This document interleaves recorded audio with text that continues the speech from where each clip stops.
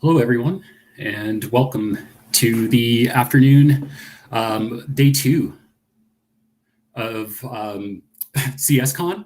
My name is Kwame. We have an amazing lineup for you this afternoon, and we can't get ready to get started. First off, we're going to have Jonathan Victor from Protocol Labs. A quick bio on Jonathan. He works across product and business development at Protocol. And prior to Protocol, he worked across finance, consumer packaged goods, industrial manufacturing, telecom, and the airline industry. His talk will be on bridging Web 2 to Web 3, scaling to petabyte scale storage.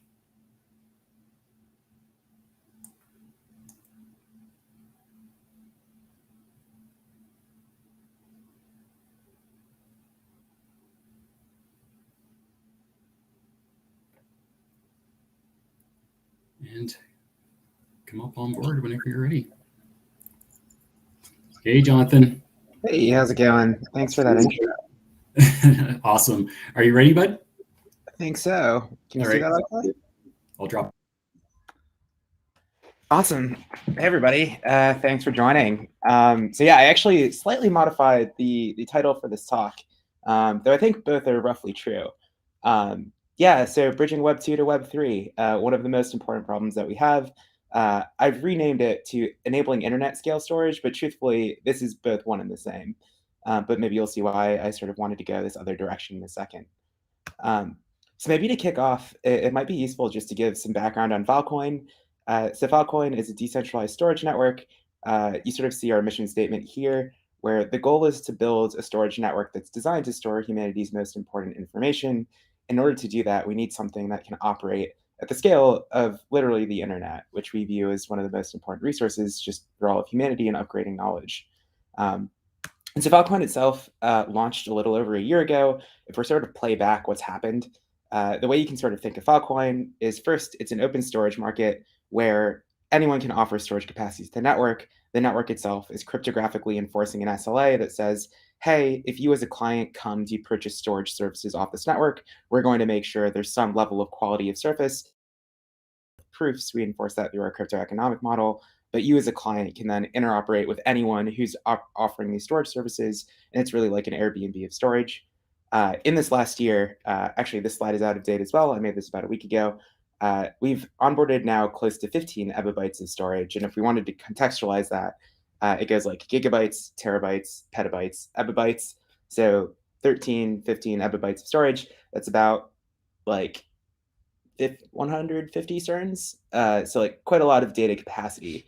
So really aiming for like, how do we enable storage on the supply side? And as a result of that, we've also gotten a super low cost of storage. You can sort of see on the slide, I pulled this from a site that pulls publicly off the chain. The average price of a deal is something like scientific notation per terabyte per year. And so the reason I give all this context is I think we're sort of at this cool inflection point where, especially in Web3, we've seen a ton of adoption in the last year, especially for things like NFTs. Now, gaming and metaverse use cases are really popping up. We're seeing traditional Web2 companies like startups pivoting to look a lot more closely at how do Web3 use cases sort of make sense for the business models. We're also seeing companies like now Meta sort of like pivoting and sort of recognizing and giving more legitimacy to the space. And the idea that, hey, these like public infrastructure systems that we have can be useful. And so even just using these two very rough heuristics, there's two public services that Protocol Labs runs, Web3.storage, NFT.storage, and you can sort of see what this looks like from an adoption side, where it's just everything is like up and to the right in terms of like how much are people trying to like move to Web3. But what's interesting is when we think about what those use cases look like, a lot of them are very like Web3 native. And specifically, they fall into these like very specific tracks of NFTs as sort of a medium. People then sort of like expand in different ways of what NFTs could be. So that's like going from pictures to videos to like AR and VR assets to like metaverse, where I think that's still like kind of undefined in how people are approaching it, but some mixture of AR and VR, like 3D like museums, things like that. But like they all sort of fit a similar mold. And what's interesting is the tools that we're building that we want to enable for Web3 are not limited just to this like new category of use case, we also want to eventually bring these tools and these technologies, also backport it to traditional companies, traditional organizations that are also thinking about where, like, when they are purely looking at technology choice, comparing like the cloud to decentralized storage.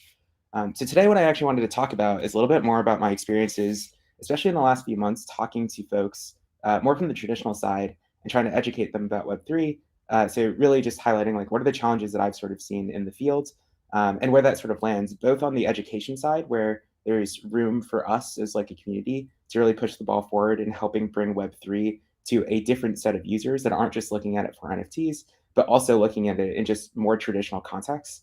But then also highlighting where there's like technical areas where there's just challenges to actually build the sort of use cases that we may want to, and where there are opportunities for us as a community to sort of build more and do more. So maybe to talk a little bit about the educational challenges, I think one of the things that's interesting is Web3 today is definitely like still in the very early days. Although we have a lot of like the core primitives in place, although we have a lot of really powerful tools, it still hasn't met the parity of like Amazon S3 or like having compute next to storage, like all of these things that people sort of expect. And so what I've discovered at least is when we're trying to think about how we can scale to get more and more teams that are building in this space, it requires an understanding of what are their pain points and what are the things that Web3 uniquely can offer and enable for their businesses. Simply just building things and hoping people will come, obviously never like the best solution. Maybe you'll find like some like true believers that will come and those people can be helpful. But I think thinking strategically also about what are the tools and the munitions that we can build to really solve for common case use cases, but also just lower the barrier of entry. I think if we sort of think of like the normal adoption curve of like you have like your early adopters, you have like middle stage, and then you have like late adopters.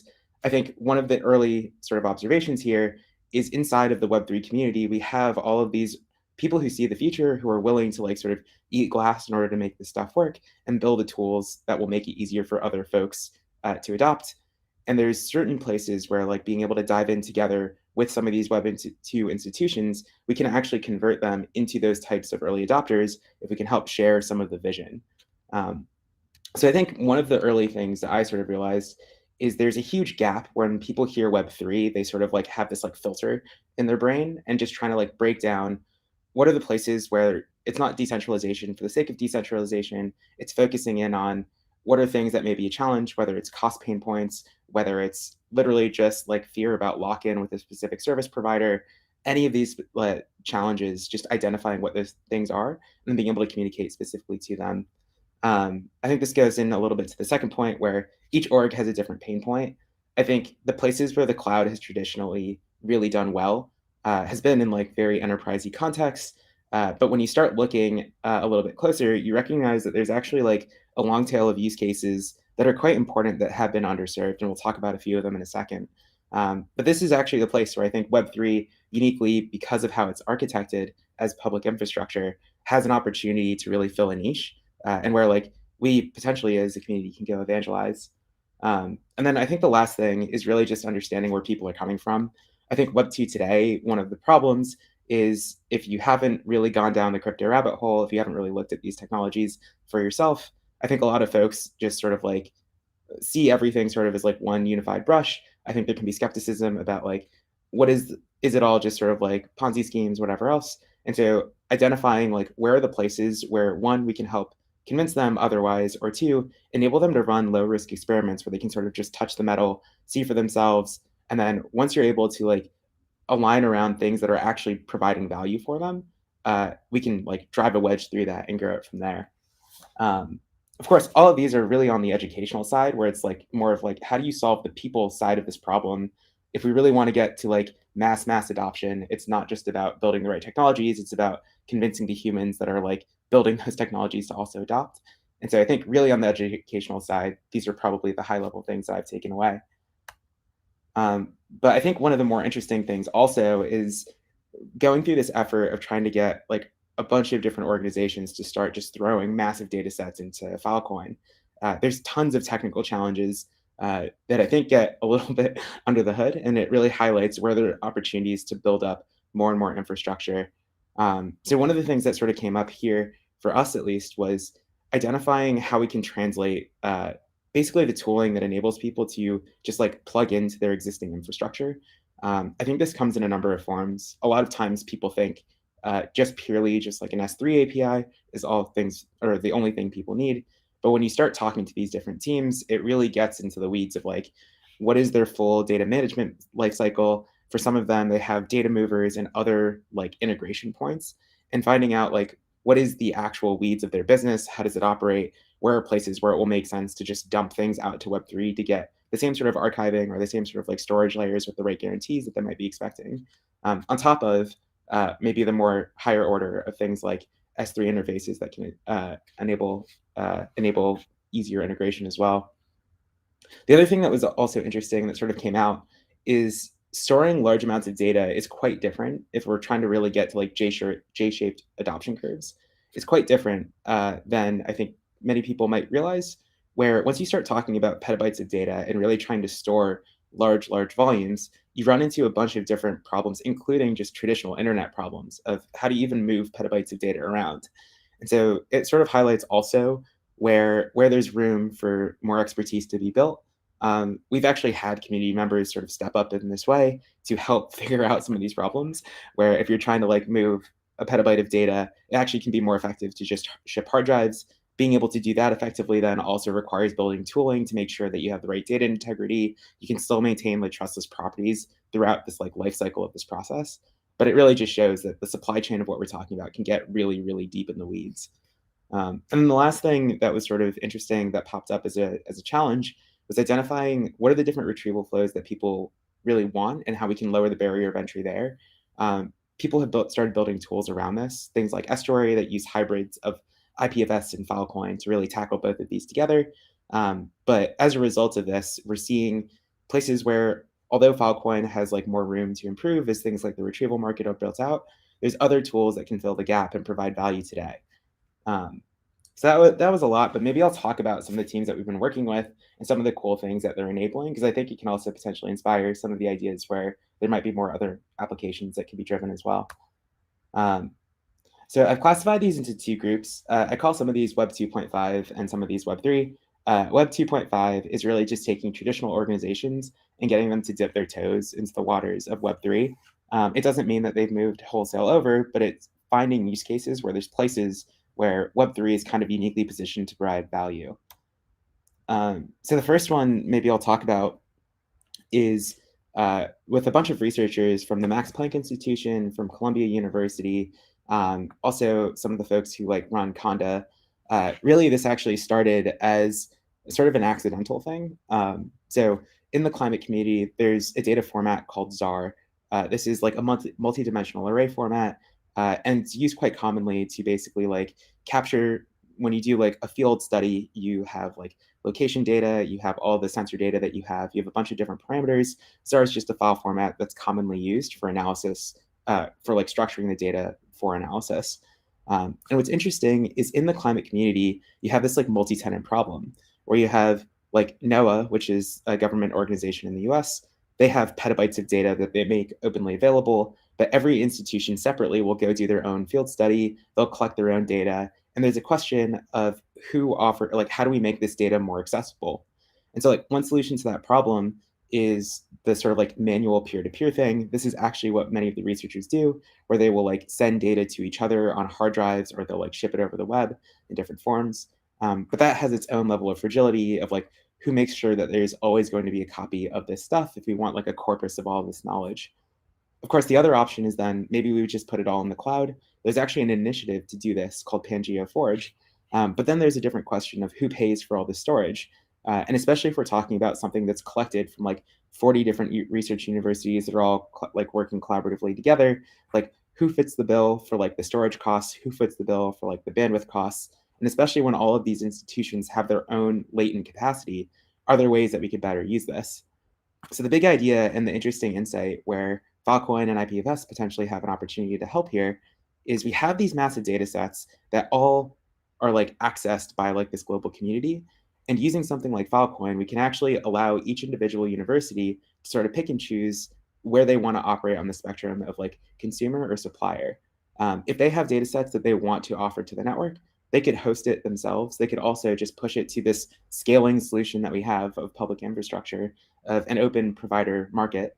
And then you have copies of the data that can be persisted with verifiable proof. So it's not like we have to over-replicate data because we know who has what copy of the underlying data set. But more importantly, you can also allow folks to share their bandwidth by using things like IPFS. So you can use something like Estuary, which is like a hybrid IPFS and Falcoin node, to say each institution can like pull back and cache parts of the data sets that are being actively used. And then instead of having people pay for bandwidth, like pulling it off of a miner every time, if researchers are actively working on data sets, they can collaboratively share it with each other using things like IPFS. And so here you can see on the right how they're sort of taking a stab at this, where they've taken the ZAR data file format, basically written a translation layer in order to convert those into like Merkle DAGs for IPFS, and then a pipeline to push these things into Falcoin, have an index, things like that. And then inside of Conda, where they have this library where they do all their analysis, they can use IPFS to actually just be the hash reference for pulling back data sets. And this has a subtle, also interesting other side benefit where all the analysis that they're doing becomes somewhat repeatable, where when you use IPFS, you get this fingerprint of the content. You can use that as sort of like a way of knowing deterministically how to reproduce the analysis that someone had versus like John's CSV1 or John's ZAR data file 1. So this to me is like a really interesting idea where you have this like multi-tenant problem of many different people generating data sets using public open networks to store this data in a way that makes it accessible, doing it at a price point that's insanely cheap, allowing research institutions to collaboratively use their resources to share and like distribute data is something that's totally, I don't think, possible in any other form, where there's like already investments in HPCs and we can leverage that infrastructure to make for a more open web. A sort of separate and different interesting use case that's been popping off kind of recently is we've been working with the USC Shoah Foundation and the Starling Lab. And so this highlights a different function of Falcoin storage, at least, where the USC Shoah Foundation, they preserve evidence of genocide. So they make video testimonials. These are things that range from like the Holocaust to basically like the Guatemalan genocide, literally all of these atrocious acts that have happened. And the reason that they create these testimonies is to make sure that no one can go back later and say, oh, this didn't happen. Like the idea that you could deny it becomes much more difficult if you have physical evidence of in like testimony of what actually happened. Of course, the concern is you don't want people to say that these are like doctored images, doctored videos, things like that. And Falcoin uniquely offers like these proofs that give you a chain of custody that says this is the original data set that I was given and it hasn't been modified over time. And so by combining those two things, along with like large scale and cheap storage, you have these ways of creating like a verifiable archive, which also people can permissionlessly hook into and offer additional capacity to, which from the perspective of how do we make sure that like these facts are known and facts are preserved, we have a way of doing that in an immutable state. The last one I'll touch on in the Web 2.5 sort of category here is actually working with the Internet Archive. This is one that's kind of interesting, where the Internet Archive is sort of like, I think, the traditional answer to, oh, well, who stores the Internet's data? But when we start thinking about resiliency and how do we enable this content to be persisted longer than any one institution, this is where Web3 potentially has some ability to help. When things are stored on IPFS and Falcoin, it can still be sponsored by an individual, by an institution, but you can also create endowments and DAOs and things like that to have like pools of capital that are programmatically using those funds to continue the ongoing storage and preservation of these data assets. So we're working with them. They're starting to move parts of their archive over, starting with this end of term web crawl data. And then maybe on the Web3 side, there's a couple that I think are interesting. And I think this is another way of thinking about how do we scale to new use cases, to new things outside of just like NFTs and just like metaverse.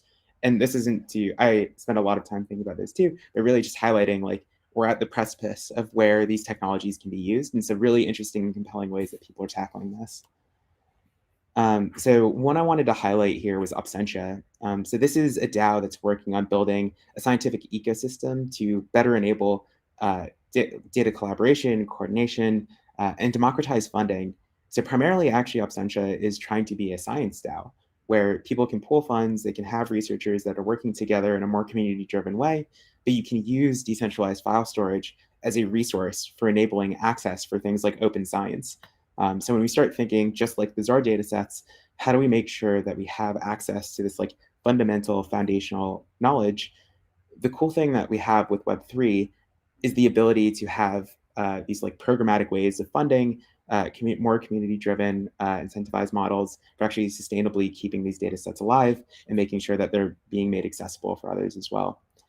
So the cool thing that they're doing here is they're actually working more directly with like the scientific community, the entire like the founding team of Absentia, that's like the core working group. They actually are all like ex-PhDs, scientists. Some of them came straight out of university. And so they're working pretty hard to like start with neuroscience. They're pushing Dandy is like the first data set that they're working with. But really the goal is to move to how do we create sustainable funding models for all of open science. And then the last one, which is actually pretty cool as well, that I'm going to talk about is Gainforest. So Gainforest is a decentralized fund for artificial intelligence used to measure and reward sustainable natured stewardship. But the way that you can think about this is it's a smart contract on Ethereum where funds are paid out when there's proof that some action has been taken. And the way that they can generate the proof is by basically taking these satellite images to see like in a specific geography, has like climate, like has like the local ecology approved, and they can do that using AI, and they can generate proof not only of the model that was used, but also the output images, and soon hopefully the image or the input images as well, that they can create IPFS hashes for and stick those in the smart contract as proof of action that then can be used to pay out from this from this DAO that they're creating. And so from there, it's an interesting way of thinking about how do we think about different forms of capital formation to enable action. And when you have the ability to have storage that can actually operate at like terabytes, hopefully like petabytes for this use case specifically, petabyte scale, you can actually include the entire chain of custody from input to transformation to output to allow for like full verifiability that the correct actions are being taken. So yeah, I'll pause there. I think the thing that's interesting here, if I was to summarize where we've sort of gone, is a lot of the efforts that we've made so far in really trying to push forward how do we get more and more people to adopt in Web3 is to think about category expansion, where how do we drive new use cases, whether it's on the Web2 front, working with specific institutions that may not understand where Web3 totally fits in, but there is value add where we can help sort of bridge the gap as like thinkers about and like builders in the space between what they want to do and what the technology can do today, as well as folks like in the Gainforest side and the Absentia side who are just finding new use cases even inside of Web3 and tying together all of these separate threads to enable new things that aren't currently as, I think, as adopted as hopefully soon they will be in the future, but really also having these teams push the boundaries on how do we make the barrier of entry lower and lower so more of these things can spring up. But yeah, maybe I'll pause there. That was a lot of talking. Yeah, I would love to take any questions if there's any questions from the crowd. Great, that was an amazing presentation. Learned a lot. We do have some questions. So the first one from Anonymous, in terms of technology, what applications does Web3 still struggle with in comparison to Web2? Yeah, I think it depends on your definition here. So I think if you think of Web3 as sort of like this all-encompassing thing of like verifiability, I think some of the challenges really come down to like if you're doing like pure peer-to-peer things or if you're doing like cryptographic things, there's like an additional cost that you're paying compared to if you were just storing something on a server. Like you don't have to do any like proof that you're doing anything. And so I think there, the challenge becomes much more like a technical complexity challenge, where like in order to set up the trustless version of that thing, there's a lot of additional steps that you have to do. And so you have different teams that are building tools that make that much easier. So like Estuary is a really good example. The textile team has built something called Bidbot that also helps there too. But really, it's just looking at these protocols as being very, very low level. And so how do we build up to the experiences that people sort of expect? Like when you stick something in S3, you don't really think about like all the DevOps work that's happening behind the scenes that Amazon's doing to get you to like the 99.999 whatever percent resilience they say. That's the sort of stuff where like the protocol today is like really, really low level. And so building up all these higher order services to make it more and more easy.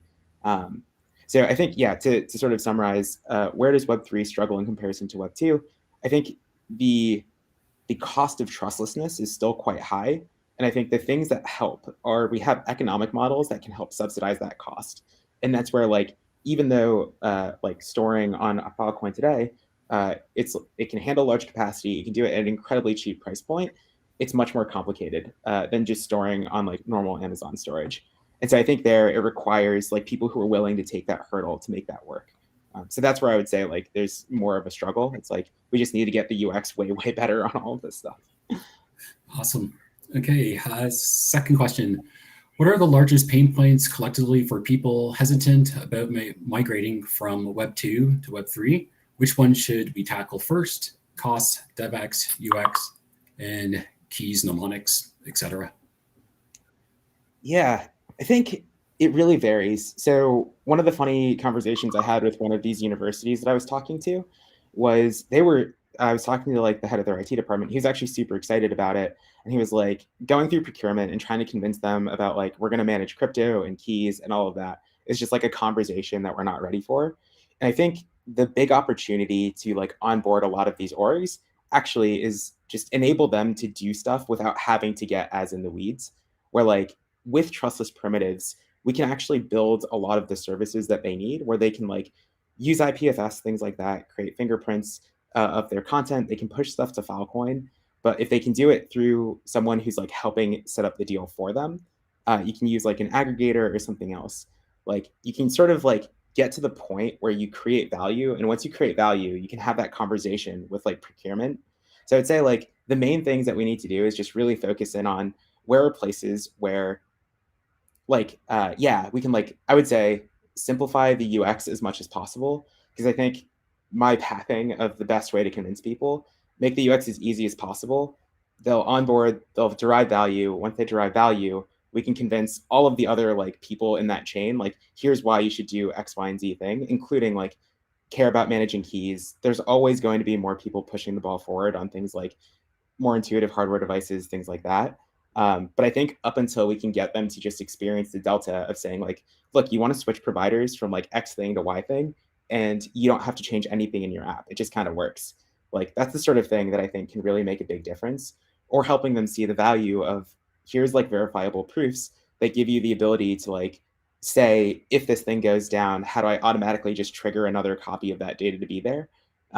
There's like a lot of things there where it's just like the core value props really just needs to shine through first. And then once they like see the light, so to speak, it's easier to them be like, okay, cool, we can take the training wheels off and you can like manage more and more stuff yourself. Next question.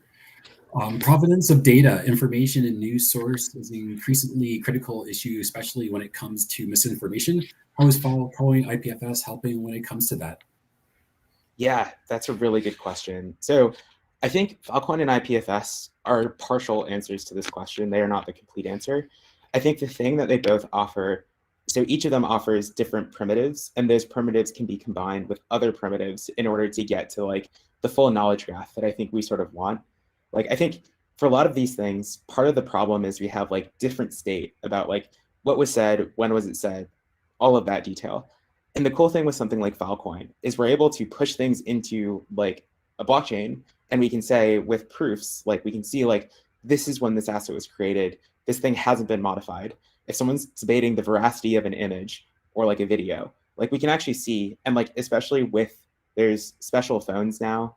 This is actually a thing the Starling Lab is also working on, but there's like phones that can have like, they have like keys embedded on them where you can like sign pictures as they're being taken. So you can imagine literally having verifiability from like the generation of an asset to like the storage and the chain of custody as that data moves over time. With something like proof of spacetime, we actually can see that. And so like the combination of these things doesn't tell you anything more about like the veracity of something. And I think this really gets trickier when you start realizing that much of misinformation is like selective truth. But the thing that it gives you is like a paper trail of like, what is the provenance of all of these assets over time? How are they generated? Who generated them? All of this. And so you can start doing meta-analysis on that sort of stuff. And when you start thinking about like a knowledge graph, you're able to then say, if someone has built up an index of this stuff, you could actually trace and say like, okay, so this is like what the history of these things are. You can like say who generated these things. Ideally, you could also like imagine a world where you can like look around and see like all the different things that they've generated. So I think like these primitives are super important. There are teams, there is a researcher at Protocol Labs who's working, Joel Gustafson, on knowledge graph work, also with MIT on the underlay project. So these are things that we think about, and we see IPFS creating like these verifiable references as being critical for that. And then Falcoin offering these proofs, both of like what data was entered when and how has it like been like kept over time as being like crucial components or able to enable that higher order like knowledge graph type thing.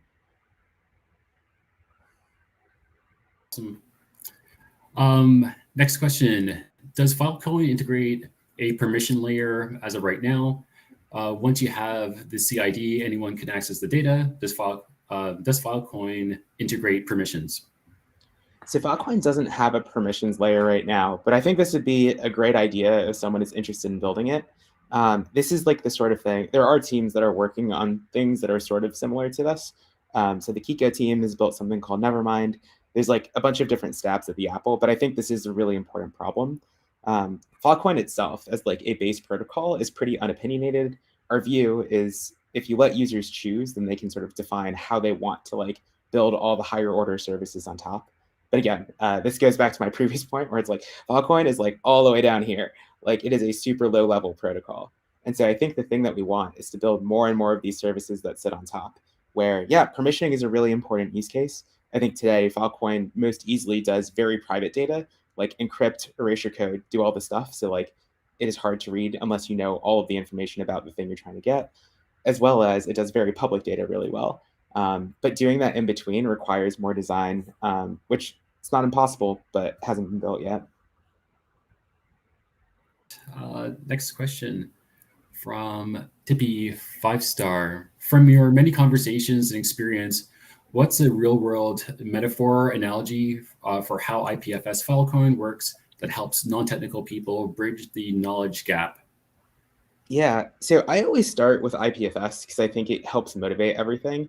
And for IPFS, I always use this analogy where it's like, if we were talking about a book, so if Kwame and I were talking and I'm like, hey, do you want to read To Kill a Mockingbird? It's my favorite book. And he says, yes. And then I tell him, okay, great. You should like fly to London. If you go to London, in the center of town is a library, third bookshelf on the right, 2 books in, that's the book that you want. That's how the internet works today. And there's like many things that could go wrong. Kwame could be denied from going on his flight. The library could burn down. A different book could be there. The book could just be missing altogether. These are all things that happen in the internet today. And like clearly, like that's like not a great way of describing like what is the book that I want Kwame to read. Instead, what if I told him though, hey, To Kill a Mockingbird, it's written by Harper Lee. It's got this many pages. Here's the ISBN number. Here's the cover art. Well, Kwame could ask anyone for that copy of that book. He could ask me. He could ask you, Tippy. He could ask anyone. And whoever has the closest copy of the book could hand it back to him. And like, this is the difference between HTTP and IPFS, where HTTP is saying, hey, I want to get some content from some specific location, whereas IPFS is saying, hey, internet, I just want some content. And so like, then once, hopefully if that resonates with folks, usually I go from that to, okay, cool. So IPFS does this really cool thing where it solves this like 1 to n problem where it says, if there's between 1 and n copies of this book, because Kwame can ask me and I can ask a friend, so long as there's a pathway of like Kwame asking me to like whoever actually has it, eventually he'll get the book, it'll come back and it'll all be great. But unfortunately, if no one has the book, then there's no way he'll get the book back. And so this is where Falcoin comes in as a cryptographic protocol that enables guarantees around someone being like incentivized to keep that book around. And so that's where Falcoin, usually I then sort of like pivots, like Falcoin is just a blockchain. It cryptographically enforces an SLA. And then I describe it more as like Airbnb for storage, where it's like anyone can offer storage capacity to the network, and the network just enforces some minimum quality of service. And so between those two, that typically lands. But yeah, usually I like try to pause in between so people can like drill in, and I can just clarify as we go. Okay, what is the development roadmap for Filecoin? What are the future major developments? There is a lot, man. So I would say the 2 things that are probably really interesting to me. So the first is it's called the Falcoin virtual machine. So basically like enabling smart contracts on Falcoin. The approach that's being taken is like a hypervisor approach. So there will hopefully be many VMs in the future. So like EVM, like a WASM one, maybe even a JS one, we'll see.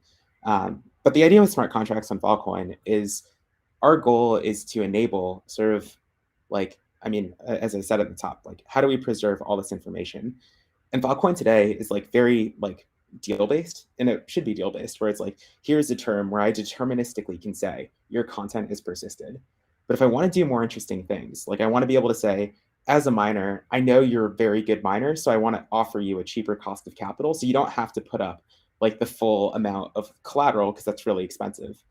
Well, I can't do that easily. Like we're actually having to like solve this with partners today, where like we have to go find centralized providers that are willing to go work with all of these different people to like provide loans to make that happen. And that's a really difficult thing to do. Like if you're a small miner, you now have to go work with an intermediary in order to like go borrow or like buy Filecoin in order to like be able to offer that collateral to the network. So instead, you could imagine a mechanism where what's if instead you did something closer to like Lido, where it's like if you are an investor or you are willing to make or like put up capital, you can pool your capital into a fund. Like we have the best way of telling a miner's quality, which is a cryptographic ledger of all of their interactions and how well they performed. And so like you get like perfect credit scoring of like how high quality are miners. And so like a smart contract can allow for better capital efficiency, but it also can allow for things like, how do I automatically have a smart contract that runs and says, like, I always want to make sure there's 5 copies of my data here, without having to need an oracle. You directly can read off the chain things like what are the deal states of these different things. So you can like do a lot of stuff very natively without having to like actually like pay a bunch of additional fees. So to me, I think like smart contracts is like one of the biggest unlocks, really just from like a utility perspective, where it's like, I want to have data that's stored indefinitely. Like that is doable with a smart contract in my view. So to me, that's like one of the most important updates. I think the other is probably on the retrieval market side, where I know there's a bunch of teams that are really thinking about how do we improve just like the quality of retrieval. The Falcoin protocol has specified even from like the early white paper days, like there'll be a storage market, there'll be a retrieval market. And on the retrieval side, you can start envisioning what like a distributed CDN sort of looks like. This idea, especially if you're able to go between storage and retrieval, of like, how do I just dump money into, also with smart contracts, dump money into a smart contract and just say like, here's a pile of cash that can go do DeFi things to generate yield, but that yield can be used to fund both the storage and potentially the retrieval of my data. So I think like both of these like angles, they're like very big chunks of work, but I think like the space of what you can build just like explodes massively when you have these two new like dimensions that you can operate on. Next question. Why and how come trustless primitives can create such a friendly and inclusive community? So I think there's probably many answers to this question. So I'll give you my version of it, which is I think it helps align people around like what are our shared values and like what are the things, and like the shared values where it's like what are the things that we sort of want our technology to enforce by default.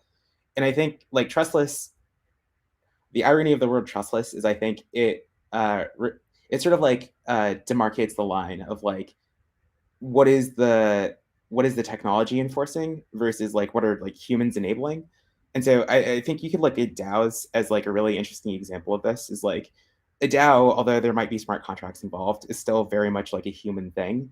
But like at the base layer, we have like a very clear line of like what the technology is going to enforce. And so to me, I think it like more emphasizes like the human side of everything, which is why like I don't know, to me at least, that's where it's not like we're expecting the computer to do more. It like puts the onus on us as a community to like build the things that we want. Um, so yeah, I don't know if that's everyone's answer, but that would be my answer. And the last question, how far are we from full-scale adoption of IPFS? Will HTTP always be around? That's a good cue. I think I actually don't have a great answer for you. I think it will be a while to get like the full adoption that we really want.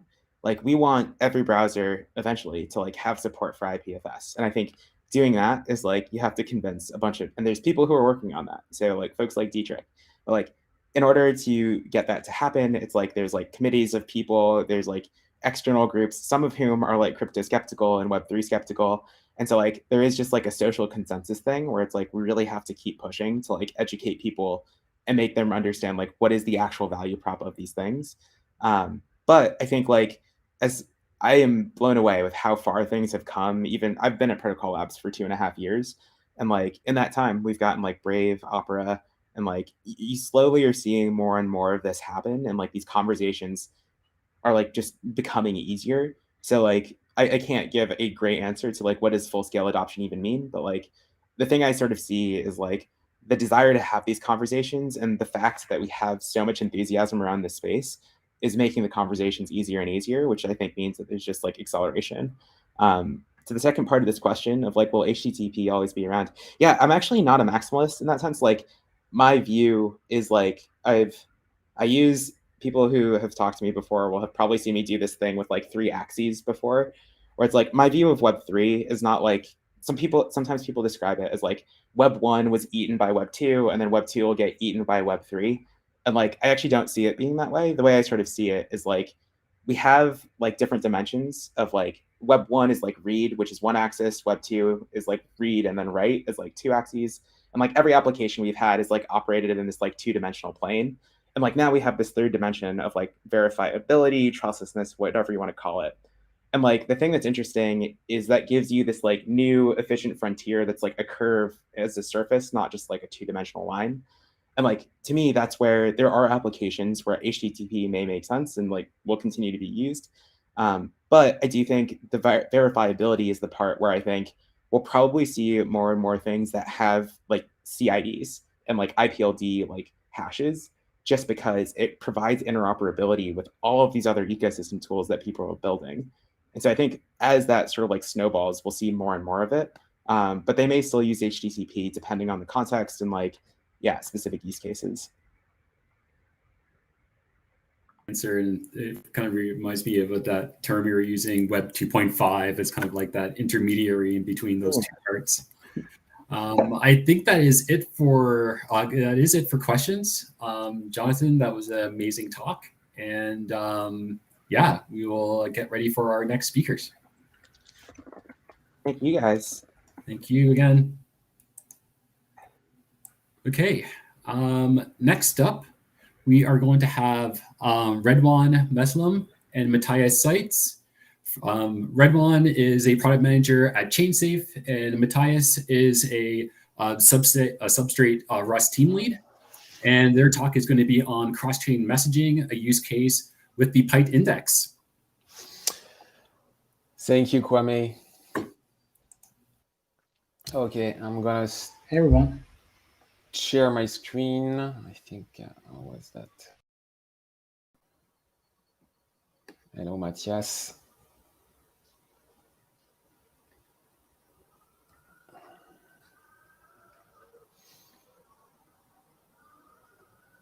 Okay.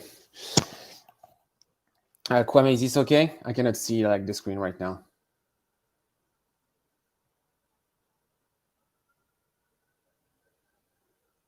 Yeah, I guess it's working. Okay. So yes, today Matthias and I, we're going to talk to you a little bit about that functionality from the Polkadot ecosystem called the cross-chain messaging. The presentation is going to be organized in 2 parts. First, I'm going to give you, and I'm sorry for those that have been here already today, a little overview of the Polkadot ecosystem, especially about the cross-chain messaging. And then Matthias will go a little bit deeper in some technical details and even show you a demo on how we can do that. So I think first, the Polkadot ecosystem has a lot of different jargon that is not always easy to navigate. So I think it's pretty cool to have a quick overview of what is Polkadot. The main aspect that we need to see is that there is a relay chain, and we're going to have like different parachain that are going to plug into.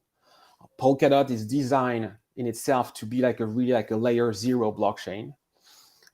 And it's been created with that idea of allowing interoperability and composability.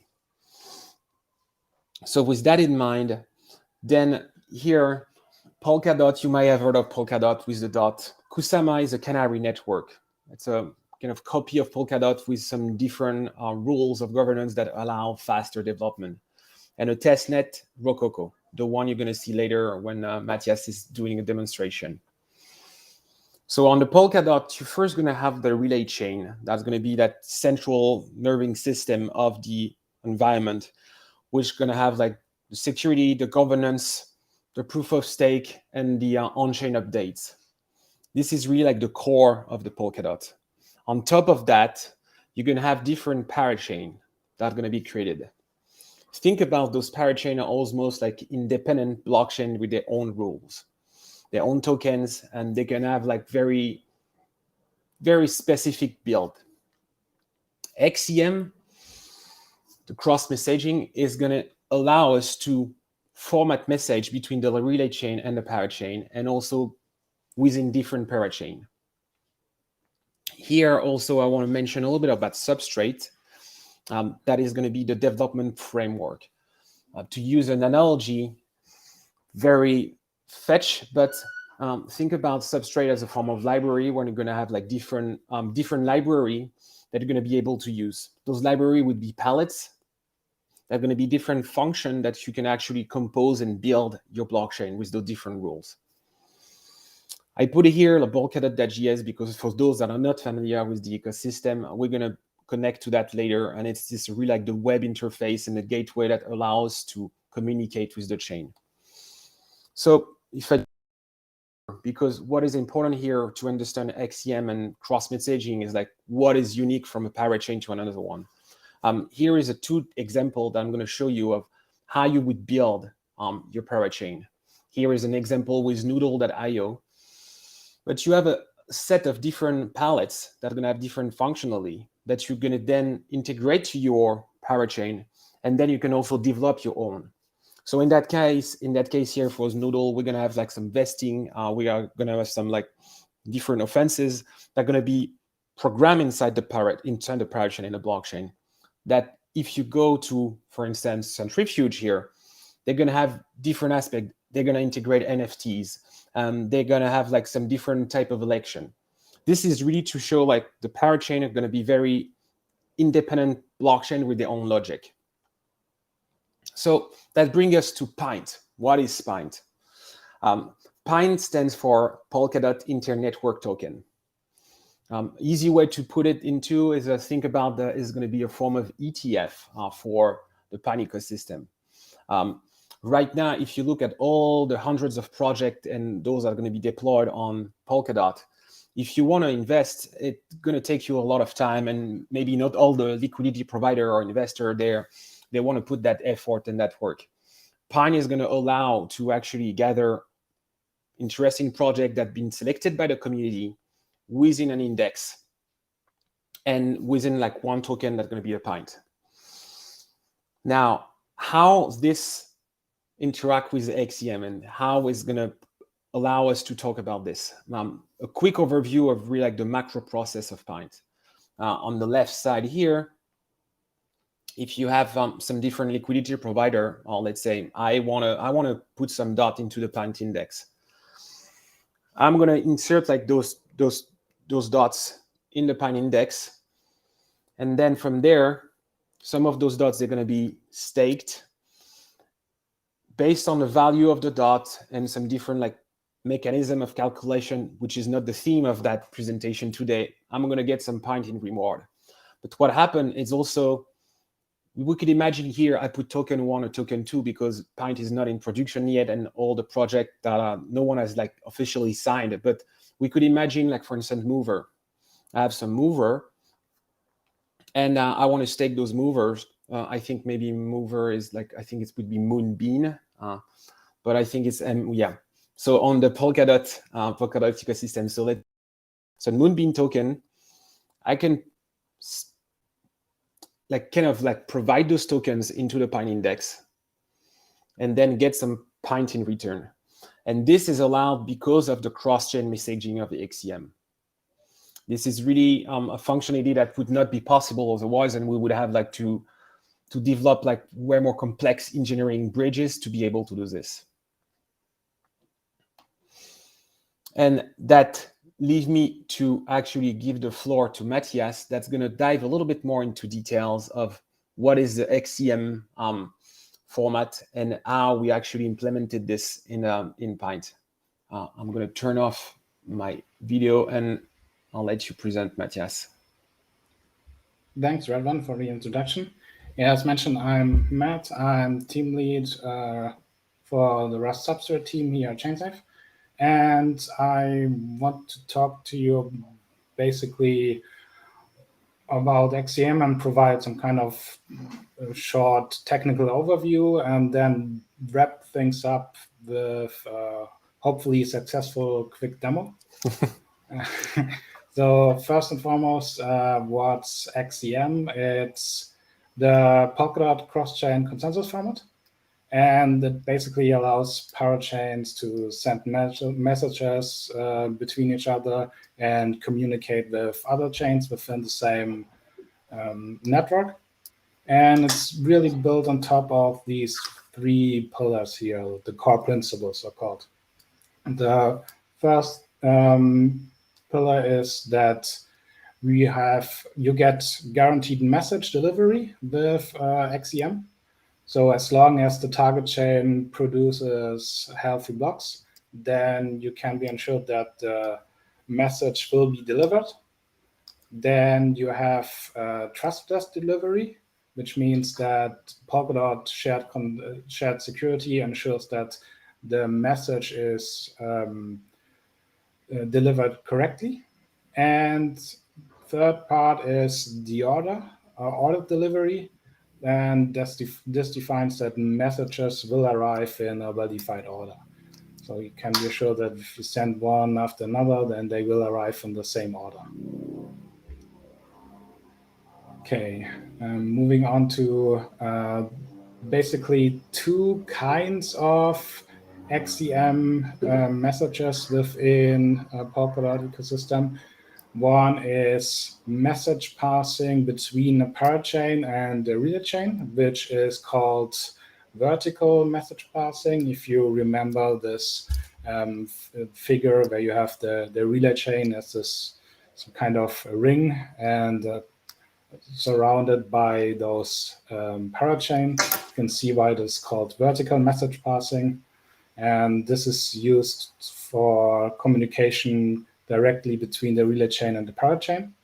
And the other thing is horizontal message passing. And this is works through so-called channels from one parachain to another parachain.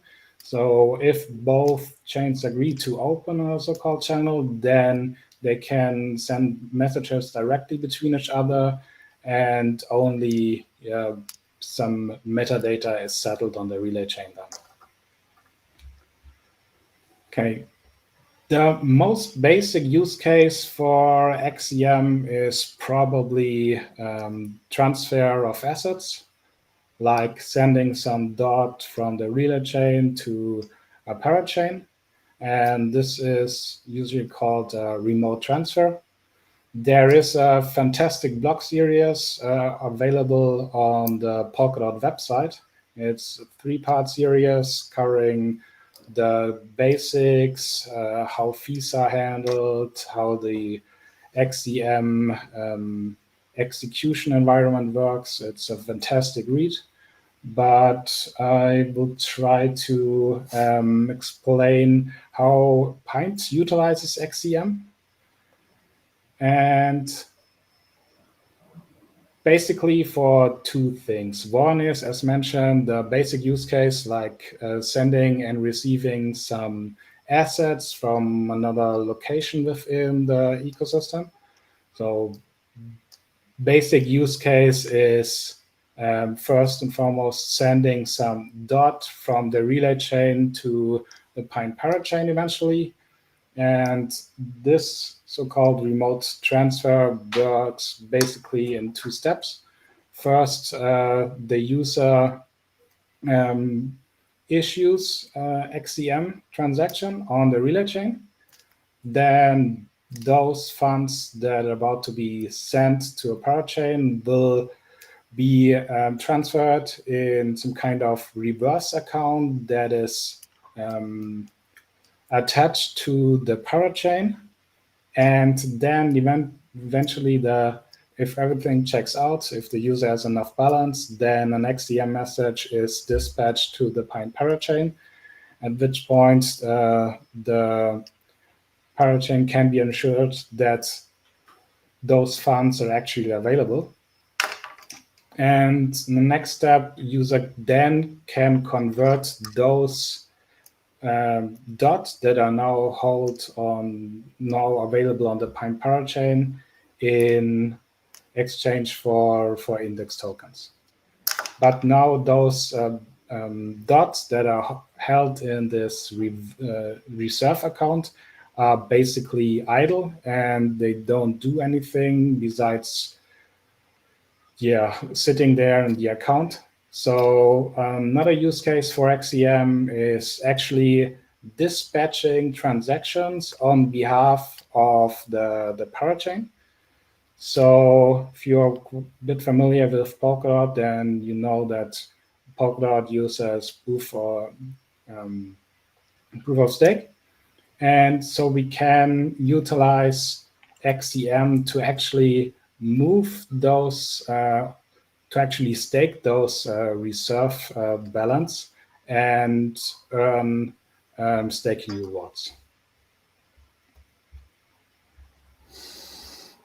All right. I think I'm gonna So now stop sharing now. Works, I would like to show how a remote transfer would look like if you're going through the Polkadot.js UI. So let me. Yes, demo time.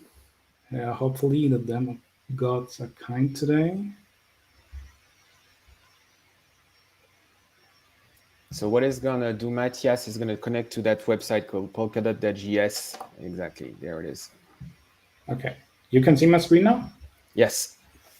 Okay, so if you explored Polkadot in the past and you may be familiar with the Polkadot.js UI, this is your standard gateway into the ecosystem, and all those different networks like the Kusama network, Polkadot, you can connect to them using this view. So there's Polkadot available, but there's also the possibility to connect with a local node right here.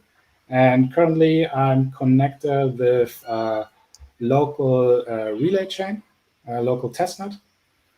And the relay chain is producing blocks. And if everything is working fine, then we should see that there's one parachain available with parachain ID 1. And this is our Pine parachain that is running on a different port right here. So you can see that this is the Pine development chain. And now we would like to send some dot from test account to our same account on the Pine parachain. So in order to do that, we head over to the extrinsics tab, and Redman talked a bit about palettes, which are basically kind of modularized aggregated transactions. And there is one especially for XCM messages. And now we can configure the message, and there's a transaction that's called reserve transfer assets. And this allows us to transfer some dot from this relay chain to our account on a target chain. So there are basically 3 or 4 things we need to configure. First, we need to configure the destination. And Polkadot works with what's called multi-location, which is basically a relative identifier, and you can configure here the path that the message should take moving through the network. And we select what's called a junction, which are basically hops within the network. So since we are sending a vertical XCM, we select the parachain directly. So we only need one jump directly to the parachain. And the destination would be a parachain with ID 1, which is currently the only parachain that's running. Then the second attribute is the beneficiary of this transfer. And here we would like to send those funds to our own account, but on the parachain. And the third thing is the actual asset we would like to send. And since dot are fungibles, we select here the concrete fungible variant. And let's type in some random amount. And the last thing is the fee. So we need to pay for this transaction. So let's be cautious and type in some fee that we will need to pay for when the transaction is executed. And if everything works fine, then the transaction that we are now about to sign will transfer some funds from this reader chain to our account on the destination chain, which is the parachain. And let's try signing it. Alrighty, this didn't work out as expected. I guess I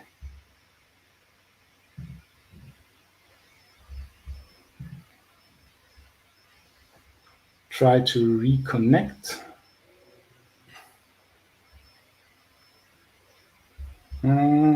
It's still running, so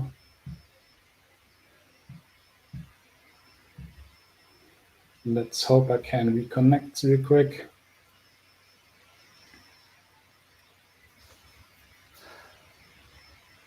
When was the latest update of XCM, Matthias? Like last time they released an update? 9.12 was released, I guess, 2 or 3 weeks ago.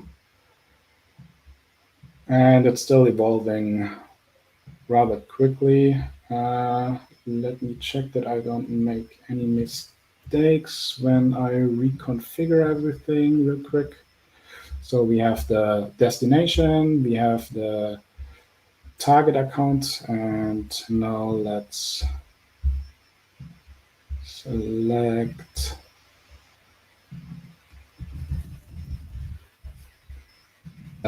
amount again, some weight, and try to sign it again. Boom. Okay, this now in the block is dispatched successfully. And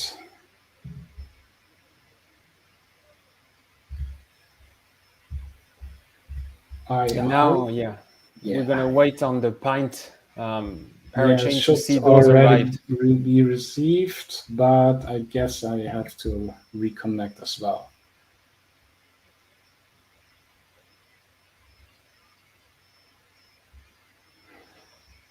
Is it fair to say like the Polkadot.js is a kind of the equivalent of like Truffle a little bit that we would have for like the more people like use for Ethereum, Solidity development?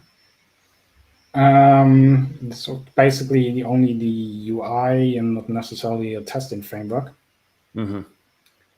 But I had to go a couple blocks back, and now I'm in the event section on the parachain, and you can see that we received a download message, one exactly, and that we actually received a deposit. We received the balance and the currency, which is attached to the real chain currency. Yeah, so maybe we can try this again, sending it again, and then it should pop up here. Yes. So see, we received the XCM message from the parachain. that's indicated by this event, and then we receive the deposit event.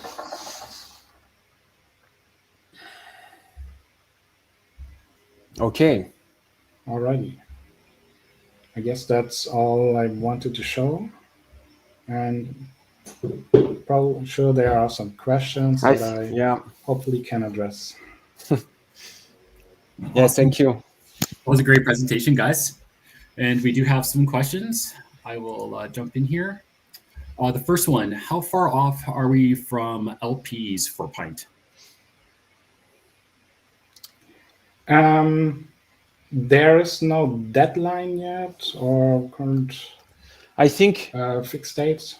I can take this one, Matthias, since it was asked yesterday a little bit to Graham. What I can tell you, there is no fixed date to know where this is going to be in action. What we can tell is the first Pint is going to piggyback on the Acala parachain first, and Acala parachain is going to go in production around the 18th of December. But I doubt that this is going to be straight up directly with Pint. So I would say in the upcoming months, but after the 18, in maybe a month or two. But then I cannot tell more if that answers the question. Next. If I heard correctly, Pint will not be a parachain to start. So how would one go about interacting with the projects once it goes live? Okay. I think Matthias and we can try to answer to this, but also probably going to be a completely user interface developed by the Pint stakeholders, where people can just connect their Polkadot.js, have different tokens in their wallet, and then contribute to those tokens in the Pint ecosystem. If it's on a more technical perspective, that question, and I guess I can look at the chat if it's the case. Maybe Matthias can answer, saying how we would contribute to Pint if we're piggybacking on Acala, and what would be the technical mechanism behind that. Yeah, I touched on it briefly that they are so-called junctions, and these are basically the hops that an XCM message takes when it eventually gets routed to the destination. And it's not necessarily limited to first parachain and then directly into the account, but you can think of going through first a pallet and then execute a transaction on this pallet. So there are ways to communicate with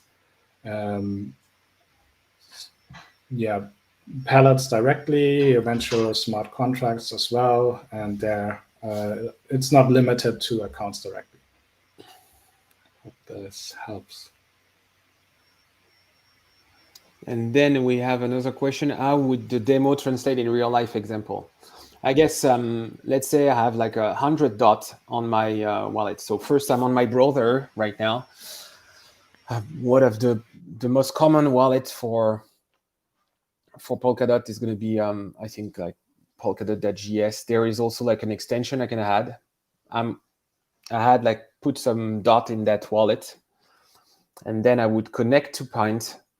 There would be probably a website where they can say, okay, this is the value of my DOT today. Let's say today my DOT are $50 each. So I want to contribute for five grand. I would probably have an interface when I put okay, I'm going to put 100 DOT for Pint at that price. This is the amount I'm going to get. And this is where, the whole backend mechanism would calculate the value, how much Pint I'm going to get for the value of DOT I'm contributing. I would contribute. And then those DOT, they would become more in the hold of Pint. And in the exchange, I would have some Pint token in my wallet. And then there is some other mechanism that we haven't go into details around the governance of the Pint index and how those DOTs, those 100 DOTs, they would be also used by the Pint index as a staking. And the reward would be split between me as a liquidity provider and the treasury, and maybe another stakeholder in the Pine Index. So that would be a type of example. But this example I gave with DOT would be the same with any project that actually are part of the index.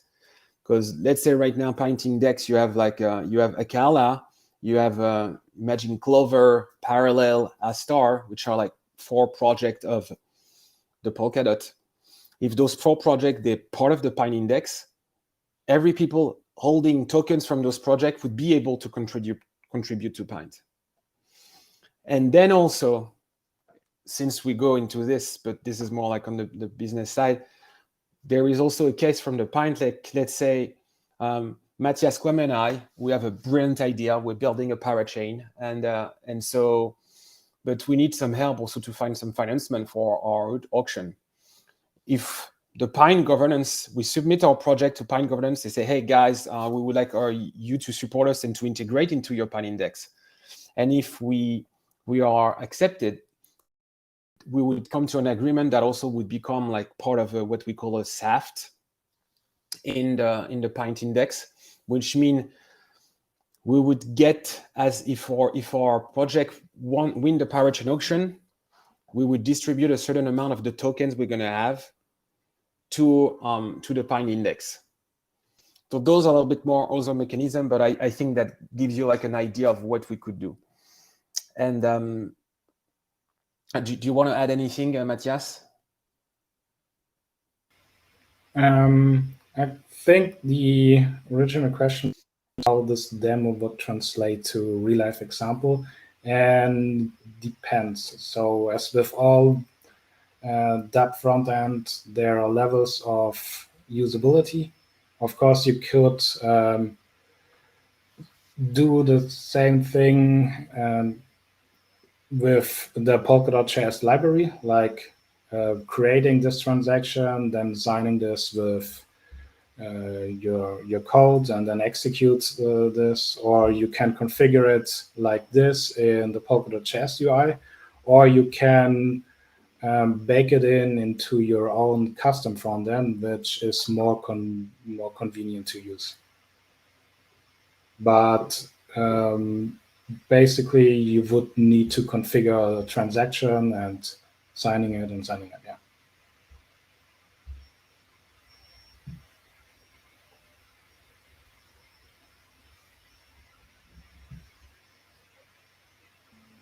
Will there be more than one Pine parachain with description of parachains held within each specific Pine? I'm not sure I understand completely. Maybe what it means here is like, would it be possible to have different index and to have some other like kind of Pine index? I would say the project is open source, so like everyone can take the code and like try to build also like their own index of like calling this, I don't know, martini. If we stay in the alcohol vibes, and having like a different governance rules and different composition of the index, I guess that would be possible. Then they will also like at a certain point require like having going through the whole process of the parachain auction. Okay. All right. It looks like that's it for all the questions. That was a great talk, Redouan and Matthias. And next up, we are going to have Caitlin Beagle from the Falcoin Foundation. She does protocol governance at the Falcoin Foundation. And her talk is going to be on crowdsourcing the code base, an intro to protocol governance in Web3. And we'll invite Caitlin up to the stage. Cool. Thanks, Kwame. Can you hear and see me okay? Yeah, everything's great. I'll Awesome. drop off. All right. Great. Hi, everyone. Let me share my screen. Great. All right. So again, hi. It's wonderful to be here. Thanks so much to our hosts at ChainSafe for inviting us to talk and bringing us all together. My name is Caitlin, and I'm at the Falcoin Foundation. If you're unfamiliar, Falcoin is the native incentivization layer for IPFS. And it's the goal of the Falcoin Foundation to make Falcoin not only a building block of the Web3 ecosystem, but also one of the best ways to resiliently store data across the world in a way that is open, trustless, and decentralized for some of humanity's most important information. So at the foundation, as Kwame said, I am a technical PM for governance, and it's my responsibility to bring together everyone in our ecosystem to achieve the goals and innovation standards that we've set for ourselves in the coming years. So the purpose of this talk is to provide a high-level introduction to what governance actually is in protocol ecosystems, and to also help you identify it more easily so that you can use it to your advantage as a builder, whether you're coming to Web3 for the first time, you're a veteran software developer who's looking to engage with new projects, or you're just trying to learn, see who's out there, and perhaps meet some folks doing interesting work. So, cool. So what is governance? This is one of those things that's extremely challenging to define, in part because it sounds very intuitive, right? Sounds like government is kind of like the processes for how we make decisions in open source environments. And this is certainly true. But governance is deceptively complex. And when we fail to recognize the complexity in these systems, it's how we sort of make mistakes in understanding how an ecosystem or a community actually functions. So the best way that I like to describe governance to people who are trying to engage with it for the first time is to ask them to think about what home means to them, okay? So your home could be where you live now. It could be your parents' house or perhaps where you grew up, but it's the place where you feel most comfortable. And if you were to describe this place to me, it would probably take a lot of time and you would give a lot of details, right? So you would describe what kind of home it is, if it's an apartment or a house, where it is geographically in the world, who else lives there with you, how it's organized, what the furniture looks like, what the wallpaper looks like. But you would also describe what your routine is, what you talk about, and why it is that this place feels special to you, right? Your home is a combination of physical things, but it's also about a culture and an environment that you have worked to build. And for me, the exact same thing is true of crypto governance, right? All of these different components that go into making a house feel like a place where you belong are the exact same environmental, cultural, and material elements that transform a group of people on a Discord server into a focused crypto community that is capable of building really, really cool projects, okay? And I think it's important, although this definition or explanation is a little conceptual, it's really important to adopt this high-level understanding of governance, because very frequently folks only understand governance in the context of ways in which they've interacted with it directly. And oftentimes these are very limited experiences. So we know how rapidly changing the Web3 landscape is. Many people come into Web3 through a variety of different pathways.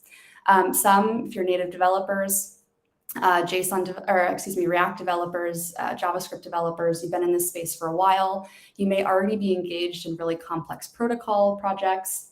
Other folks are developers in Web2 who are coming in for the first time through NFT communities or DAOs. And all of these different types of groups and ways of experiencing Web3 tend to have different needs as it relates to governance, right?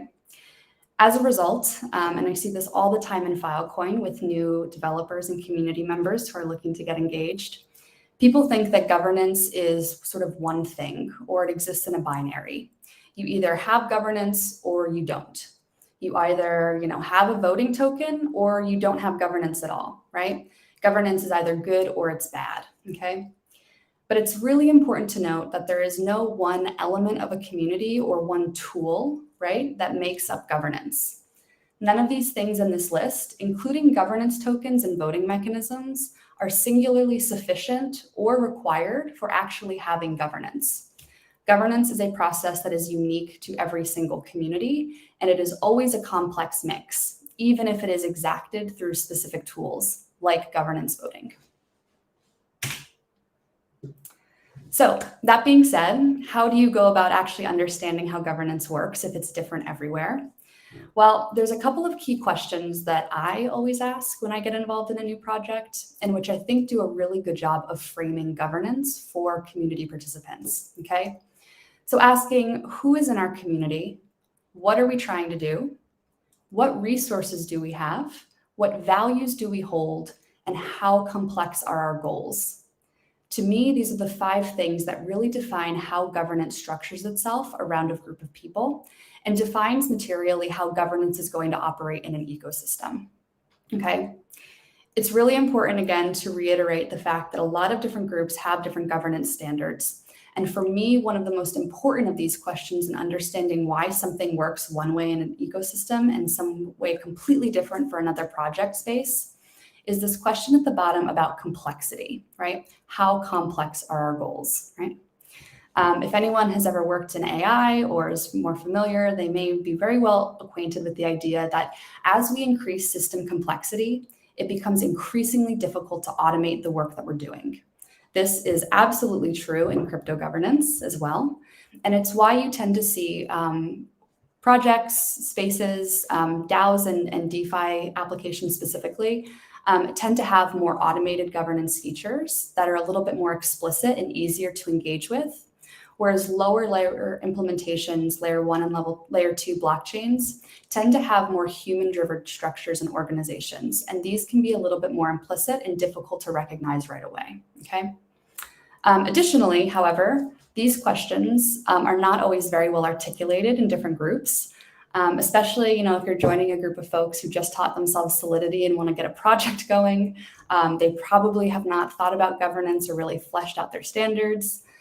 Different crypto projects have varying levels of development when it comes to crypto, even if they've been around for governance, even if they've been around for a while. So aside from understanding why governance may exist in a certain ecosystem in the way that it does, these questions can also help you understand and identify governance more implicitly, even when it isn't made very, very clear to you, right? So if you're thinking about submitting a proposal to a team, you're looking for funding, you want to get involved and understand what's a priority for a group of people that you're working with for the very first time, those things may not be told to you very explicitly, but asking yourself these foundational governance questions can help you orient yourself to understanding what is expected and where opportunity space actually lies for you as a builder. So to that end, when I meet new builders who are trying to get involved in Falcoin for the first time, oftentimes they end up in my Slack DMs or in one of our working group channels, because they're very interested in the technology and they have a lot of great skills. They've gone through the spec document, but they don't know where to go next. My recommendation for folks, especially in those lower layer protocols, which have very human-focused governance processes, is to start with governance, right? This is the space where we lay out all of our innovation priorities, all of the projects we're currently working on, and all of the community proposals that we've funded in the past. This is the space where you have a lot of long-term project veterans who are engaged very consistently and over a prolonged period of time, who you can work with if you're looking for mentors for a very specific skill set or in a very particular application area. It's also an opportunity for you to engage in a very specific and focused way. If you come in and dive directly into the Falcoin protocol specs, it's over 200 pages at the moment.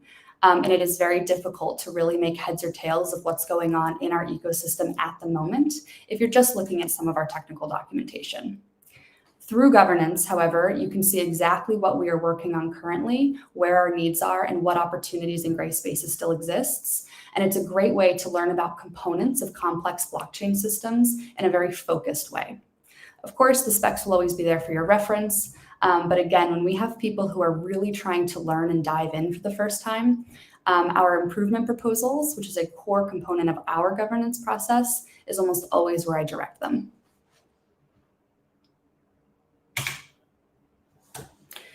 And in order to understand that space a little bit more, again, remember, more complex protocol ecosystems tend to have more human-centered governance. It's very hard to implement governance tokens or on-chain voting when things that you have to decide, the people you need to organize, and the resources you have to allocate don't very easily fit into the yes-no binary, right? So the way we tend to envision it, and this is true at Falcoin, this is true at the Ethereum Foundation, this is also true at Polkadot, Polygon, lots of similar layer 1, layer 2 networks. is that we think about the way that Web 2 to Web 3 has changed the role that the product plays, okay? And the role that project developers play in actually contributing to a finished product, okay? So in Web 2, if you have your traditional tech companies where they may have market research, sales information, user feedback, user testing, et cetera, all of these variables that can inform their decision-making, they ultimately do hold authority in terms of deciding what features to prioritize, what they want to build, and what they ultimately want to ship to consumers, right? It is a much more closed-off process, even if it's highly complicated. And what we seek to do is not to necessarily lower that complexity, but to provide the same level of organization and collaboration in an open source environment. So what we think of governance as being in something like Falcoin or at Ethereum, et cetera, is a community of nodes within a system organized around the product, which for us is the Falcoin network, right? And creating networks and linkages between these different contributors, these different community members and community groups, in order to create deliberation about what is important, what we want to build, and how we're going to build it, okay? For us, it's less about the point of decision-making and more about the process of creating really high-quality specs, really high-quality code, and really being able to dedicate ourselves to innovative products and projects that are exciting. So more specifically, right, if you were a developer and you wanted to get involved in these types of processes, one of the things that's really fantastic is that the governance space as it exists in a lot of layer 1 and layer 2 protocols is open and oriented specifically towards builders and providing ways to slot them into new opportunities and project types, okay? So looking at Falcoin as an example of this, if you were to come into the Falcoin ecosystem for the very first time and try and engage with governance, again, there are a ton of different ways that you could do this depending on your own interests and goals, okay? Through all of the channels that we host, you could connect with builders and join working groups. You could go into all of our repos, which are public and fully open, and you can see who's working on what and who's asked really good questions about this thing you don't quite understand. You can connect directly with these people. You can join public meetings. You can get involved in active projects and begin to join team calls. I'm so excited that ChainSafe is holding this. They're one of the Falcoin community partners, and they very frequently join different project scopes across our ecosystem. Whether you are working with a formal organization or just as an independent hobbyist, governance is a fantastic pathway for charting a way into complex protocol spaces, finding ways to learn and deliver value to other people in the community, and also to focus the work that you're doing around certain skill sets or goals that you're interested in developing.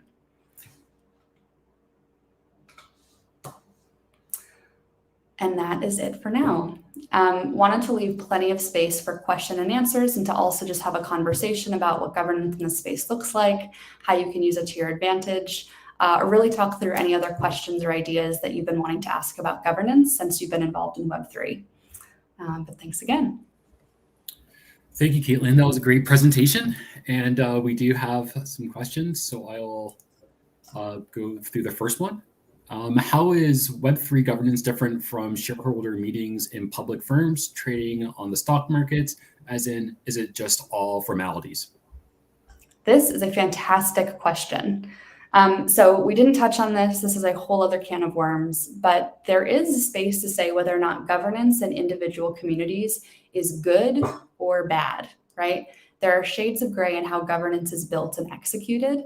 And if you're working in a project where you feel like the governance pieces are just formalities or just ways of checking the decentralization box, it's probably not good governance, right? When we think of the way that we make decisions, there are no sort of formal roles. We do not weight any of our community members in decision making. And again, what we really focus on is not the point at which decisions are made or money is spent on projects, but in the actual kind of idea and innovation space, right? So opening up that innovation process to as many people as possible, really trying to crowdsource all of the information that is coming into and being contributed to a spec or whatever else it is that we're working on and interested in, okay? And so for us, in Falcoin specifically, there are no processes or structures, I think, that would mimic what a shareholder meeting tends to look like. But this is good to point out because you're right that in certain organizations, that is the case. I think it does highlight how complex governance is to build and get right. But I do hope over time that we can begin to create better nuance and just better structures more generally, so that when you join a project, you actually feel like those governance capacities are representative of you as a community member, and that as a community member, you are empowered to engage through governance and also feel empowered to change governance when it's no longer suiting the needs of your organization's broader goals. Next question. What are the biggest challenges of governance in a diverse set of builders, community members? Oh my gosh. Well, you've asked one of the right people for this.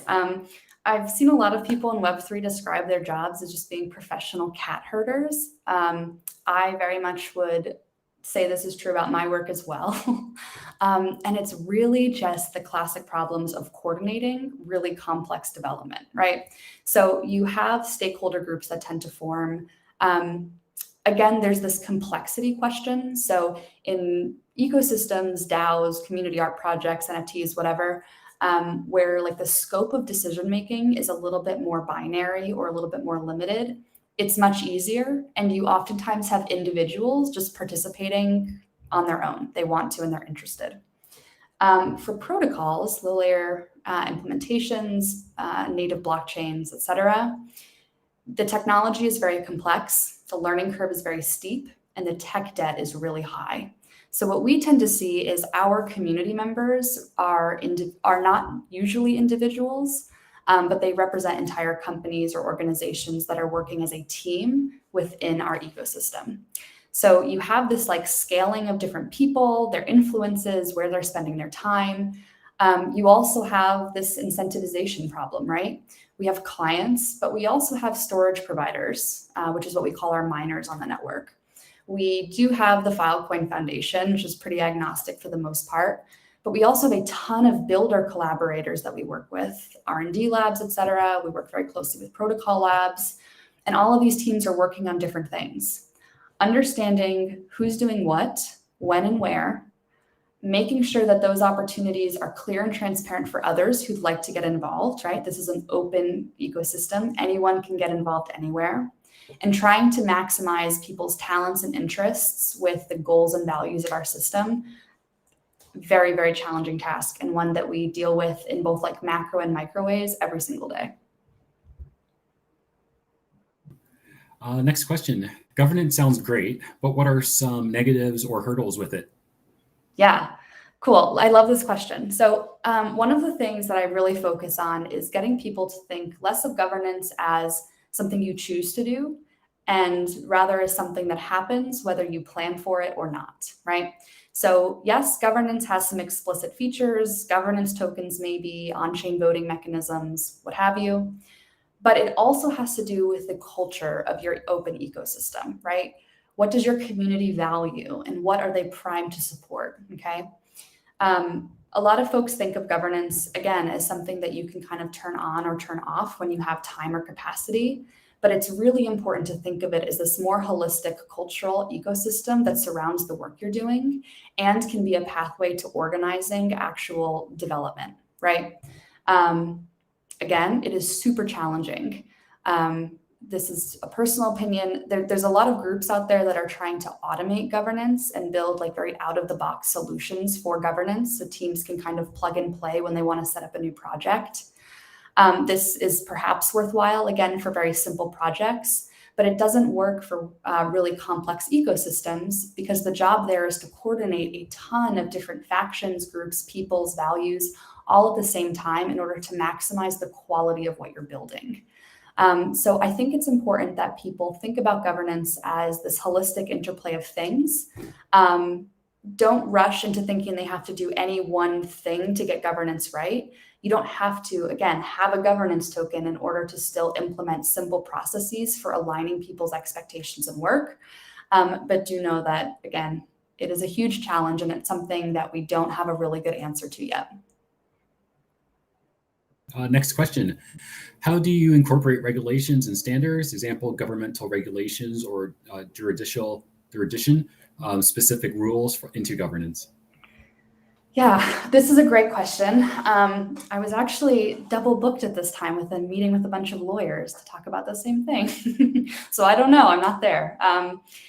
So when we think about governance, kind of in two separate ways. There's community governance, and then there's sort of the legal and compliance information.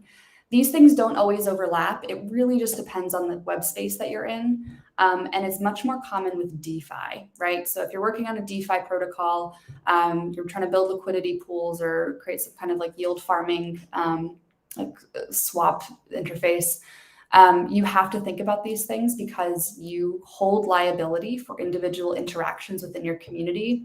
It's not the same with something like Ethereum or with Falcoin. Again, governance is different in every single ecosystem. But far and away, the way that we think about this is by trying to align our community members around areas where they may be open to compliance requirements or liability, to provide all of like the legal backing for them. But far and away, the focus of our governance activities is really on innovation management. So we very rarely encounter these types of challenges. This question, what are some examples of excellence in governance you've seen in the Web3 space? Yeah, this is a great question. So again, no one has the silver bullet for governance. It's a very much work in progress kind of thing. Ethereum Foundation really set the standard for deliberative governance. All of the Filecoin Foundation process documents are actually based off of the Ethereum improvement proposal process. So we're eternally grateful for the work that they do and that they make available to everyone else. I'm also biased. I really like how Polkadot manages their governance. They break everything down under community and provide governance specific documentation elsewhere.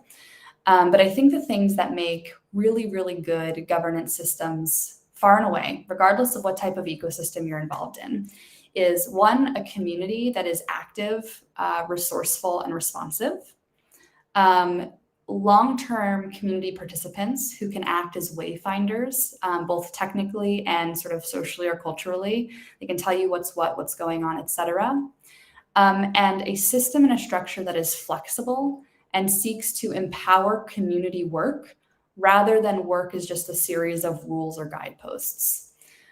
One of the things we talk about constantly is building a governance system that actually supports and pushes forward work that's ongoing, rather than just being sort of a gate that people have to technically cross in order to do the things they want to do. It's really about making this interdependent system that supports the entirety of what Filecoin is trying to achieve. And I think there are other protocols as well that have that similar perspective, and those are the ones, in my perspective, that do governance best. Oh, and as an addendum, Ocean Protocol, their governance is a little bit smaller in scale, but they have fantastic educational resources. I think they're the best available for a specific protocol. And it's important to know that education and access to information is a huge part of good governance as well. Oh, that was amazing. That is all of our questions. Thank you so much, Caitlin, for your excellent presentation. It was amazing. I learned so much. And right now we are going to shut down and take a break, and we'll see you guys in a bit. Cool. Thanks, guys. Thanks, Kwame. Thank you again.